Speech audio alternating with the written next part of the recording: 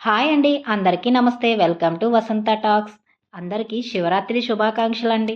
నేనైతే నిన్న శివరాత్రి రోజున మా ఇంటి దగ్గర ఉన్న శివాలయంలో చూడండి ఈ రకంగా నాతో ఇంకా కొంతమంది కలిసి చూడండి ఈ రకంగా అయితే శివుణ్ణి తయారు చేసి దీపాలైతే పెట్టేశామండి. ఎంత అందంగా ఉన్నాడో కదా శివయ్య.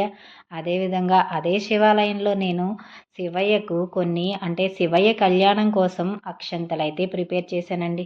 ఎంత సంతోషంగా ఉంది అంటే నాకు ఇలాంటి అవకాశం వచ్చినందుకు. గుడి ఏదైనా కావచ్చు, భగవంతుడు ఆయనే కాబట్టి నేను చాలా సంతోషంగా ఫీల్ అయ్యానండి.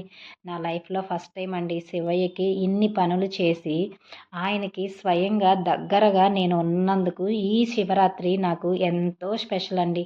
ఎంత బాగా నచ్చిందంటే ఆయన కళ్యాణానికి కావాల్సిన కొన్ని కొన్ని పనులన్నీ నేనే చేశానండి. నాకు చాలా హ్యాపీనెస్ అనిపించింది. మనకి శివయ్య అనుగ్రహం ఉండాలని మనస్ఫూర్తిగా కోరుకుంటున్నాను. మీరు కూడా శివరాత్రిని ఎలా జరుపుకున్నారో చెప్పండి. చూడండి వచ్చేసారండి శివయ్య, పార్వతమ్మ ఇద్దరూ కలిసి వివాహం చేసుకోవడానికి సిద్ధమైపోయారు. ఎంత అందంగా ఉన్నారు అంటే అస్సలు నిజంగా ఆడవారికి అలంకరణే అందం అంటారు కదా! అలాగా అమ్మవారిని ఎంతో అందంగా అలంకరించి తీసుకొచ్చారండి మా ఇంటి దగ్గర గుడిలో. చాలా అంటే చాలా బాగున్నారండి. అసలు వస్తుంటే వాళ్ళని తీసుకుని మేళతాళాలతో పెళ్ళి సందడంతా ఆ శివాలయంలోనే ఉందా అనిపించిందండి. ఎంత బాగా జరిగింది అంటే అసలు మైమరిచిపోయినట్టు ఉందన్నమాట. ఆ రోజు నైటు ఒక 12 గంటల లోపు ఈ కళ్యాణం అయితే ముగిసిందండి. కానీ అక్కడ కళ్యాణం చూస్తుంటే చాలా అనిపించిందండి. నేనైతే మొదటిసారనమాట ఈ కళ్యాణంలో పాల్గొనడము. అంటే స్వయంగా కళ్యాణాలు జరుగుతుంటే చూశాను కానీ, నాకు నేనుగా కొన్ని పనులు చేస్తూ అందులో నేను ఒక పాత్రధారిని అయినందుకు చాలా సంతోషంగా ఉంది. చాలామంది జనాలైతే ఆ రోజు జాగారం చేసి ఉపవాసం ఉన్నారండి. ఎంతమంది భక్తులంటే చాలా చెప్పలేనంత మంది అక్కడ ఎంతో సంతోషంగా కార్యక్రమంలో పాల్గొన్నారనమాట. చూడండి ఎంత అందంగా ఉన్నాడో శివయ్య. చూడండి ఇక్కడ ఈ రకంగా అనమాట. చాలా బాగా తయారు చేశాము. చూస్తుంటే మళ్ళీ చూడాలనిపించింది. మా దిష్టే తగిలిద్దా అంటే నా దిష్టే తగిలిందా శివయ్యకు అన్నట్టు అనిపించింది. ఎంత బాగా అలంకరించారంటే అంత బాగా అలంకరించారండి. నేనైతే ఆ రోజు నైట్ మాత్రం ఒక 12 గంటల వరకు శివాలయంలోనే ఉన్నాను. 12 తర్వాత అయితే ఇంటికొచ్చి దీపం అయితే పెట్టానండి. చూడండి ఎంత బాగుందో. మీరు కూడా మీ దగ్గరలో ఉన్న శివాలయానికి కానీ వెళ్ళి ఉపవాసం ఉండి జాగారం చేసినట్టయితే ఒక కామెంట్ చేయండి. అలానే మీకు నాకు మనందరికీ ఆ శివయ్య అనుగ్రహం ఉండాలని మనస్ఫూర్తిగా కోరుకుంటున్నానండి. మనం మనుషుల్ని నమ్మడం కంటే కూడా భగవంతుడిని నమ్ముకుంటే నిజంగా అండి మన లైఫ్ మారిపోతుంది. దానికి ఎగ్జాంపుల్ నా జీవితమేనండి. నా జీవితంలో భగవంతుడు చేసిన మిరాకిల్స్ 1, 2 కాదండి. నేను ఈ రోజున ఇంత హ్యాపీగా ఇంత సంతోషంగా ఉన్నాను అంటే దేవుడేనండి కారణం. మనస్ఫూర్తిగా మనసారా ఆ భగవంతుడిని నమ్మితే నిజంగా చెప్తున్నాను అండి. మనం నమ్మి చేస్తే మనం చెయ్యవలసిన పని ఎంతో నిజాయితీగా చేస్తే దేవుడు మనకి మంచి ఆశీస్సులు ఇస్తాడండి. దానికి నేనే ఎగ్జాంపుల్ అండి. నేను చాలా కష్టాలు, చాలా బాధలైతే పడ్డాను.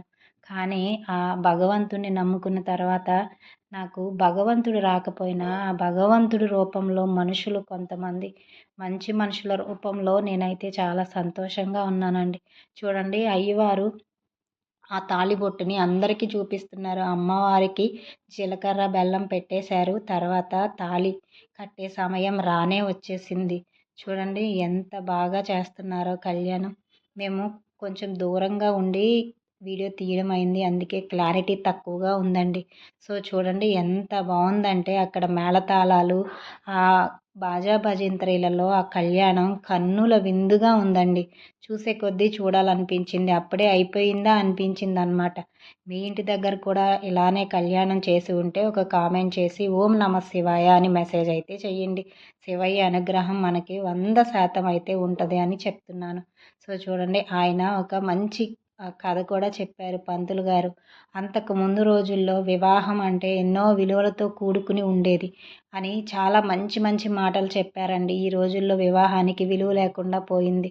అక్షంతలు వేస్తున్నారండి. ఇద్దరు కూడా శివపార్వతులు అక్షంతలు వేసుకుంటూ ఉన్నారు. అదేనండి తలంబ్రాలన్నమాట. అవి ముచ్చటగా జరిగింది. ఆ తంతంతా కూడా ఎంతో బావుంది. నిజంగా అండి. అసలు వివాహానికి విలువ లేకుండా పోయింది. వివాహం అంటే ఏంటి అంటే, ఒక 2 కుటుంబాల కలయిక, అదేవిధంగా 2 మనసుల కలయిక అనమాట.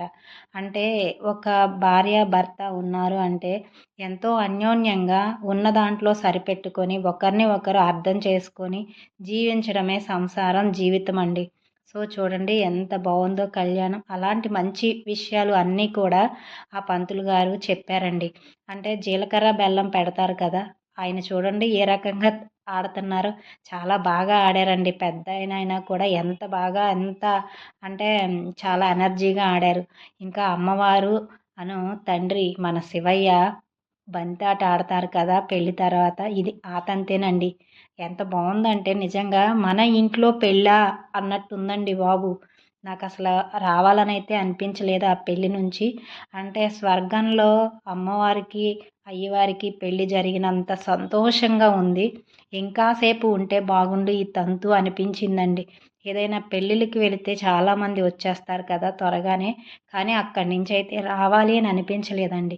అమ్మవారు, అయ్యవారు ఆడిన బంతాట తర్వాత ఆ బంతిని పంతులు గారు జనాల్లోకి విసురుతున్నారు.